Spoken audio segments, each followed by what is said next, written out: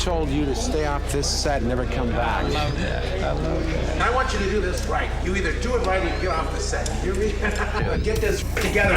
It's not cutting. You make this work or I take you out. I want you off my set on the double quick. I can't hang out? Just for a minute?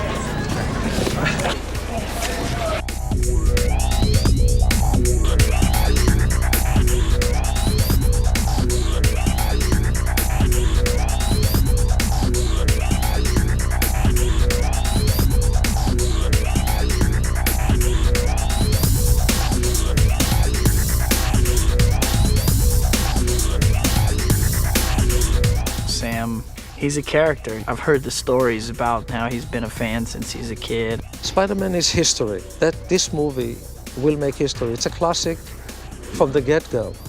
And you need someone there who says, I respect that. I want to make it edgy. I want to make it a high-action adventure. But I have to tell a story here that anybody can see. Sam grew up having Spider-Man painted on the wall in his room, which is the best kind of a man to take the helm for a movie like that.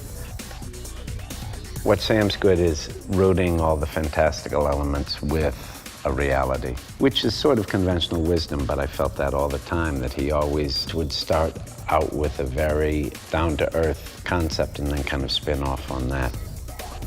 He has such a great imagination, and I hear him talk about Spider-Man and his eyes sparkle.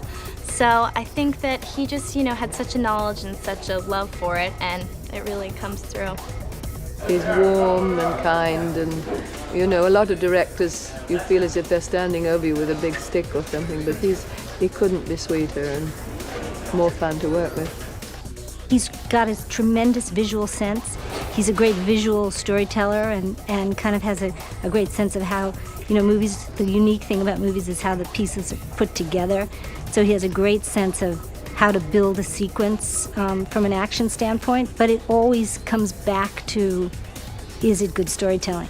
When I first discovered Sam Raimi in my drama class in high school, I thought he was a schmuck, and now I'm convinced of it. It's great to see him at his element. Sam's the right guy to make a movie like this, because this is how his brain works. Things are magical and fanciful, and now he's got the raw cash to make it happen. There's a lot of filmmakers who would be lost in this environment, but with Sam, this is his world. This is what he does best. He brought a really wild, seat-of-the-pants style of filmmaking to Evil Dead and Evil Dead 2, and he used to work with the Coen brothers, and I think there was a lot of cross-influence way back, which went into the early Coen brothers film and Sam's films, and in their own crazy ways, they were both very influential. Spider-Man had real personality, had real problems. The character of Peter Parker was a real kid in high school, and the Spider-Man comic books were more about how these superpowers affected his real life. So I could really relate to those stories in the early Spider-Man comic books in the 60s and 70s, and he became one of my favorites. Well, I always would admire as a kid how the artists in comic books had to come up with one illustration that told the story. You'd see these very dramatic presentations in the comic books, and they had to depict exactly what was happening in the drama. I would read these comic books and learn a lot about how to tell a story with pictures. I had never made a type of picture that was widely commercially popular. I usually make dark and stranger type pictures that appeal to the general public. So I was surprised when I actually went in for an interview for Spider-Man, because I knew how they had expected it to be a very popular mass appeal picture. And all I did was explain to the executives what my love for the character was, all the great things that I had seen Stan Lee and the great artists and writers at Marvel create over the years, and I told them how much I loved it and what aspects I loved about it. And I got a call back the next day saying I had the job. Years ago, Sam and I were going to do a movie, The Mighty Thor, another Marvel character. We had planned to do that. We'd co-write it together, and he would direct it because I was too busy. But for some reason, we never got around to doing it, really. But I had gotten friendly with Sam. I had great respect for him. He's a great director, an intelligent guy, the nicest guy you could ever meet. I'm absolutely delighted that he's the one who's doing Spider-Man. I think it's very lucky that we were able to get him because he's going to do the character justice. He's a great collaborator. He really, just in general, made me feel like a part of the team, like I was really contributing a lot to the film. I love working with him because he's just a great example for me of a man who takes his work seriously and takes his family life seriously, and he's very sincere and caring, and at the same time he can have a lot of fun and be funny, and he's obviously really good with camera work and can do really crazy fun stuff with the camera. Hang on, Mary Jane!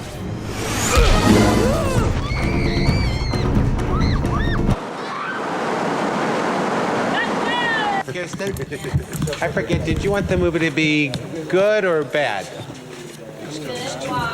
I have to ask if I can ask you for one more quarter speed faster.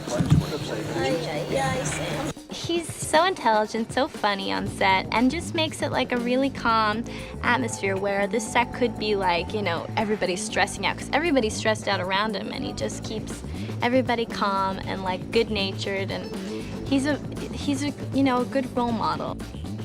I love working with Sam. He's collaborative, which is great because I really like to participate in the thinking process that goes into the making of the movie.